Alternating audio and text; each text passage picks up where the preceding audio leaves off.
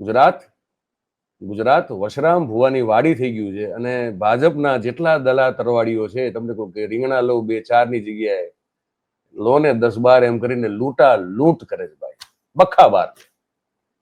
હે ને?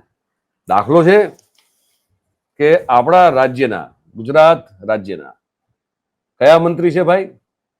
તો કે એમને પાછું બહુ સરસ, એની પાસે મંત્રાલય છે સરસ છે, પંચાયત અને કૃષિ. એના જે રાજ્ય કક્ષાના મંત્રી છે બચુભાઈ ખાબડ. બચુભાઈ ખાબડના સુપુત્ર, નેતાઓના પુત્ર સુપુત્ર હોય હંમેશા, સમજી લેવાનું તમારે.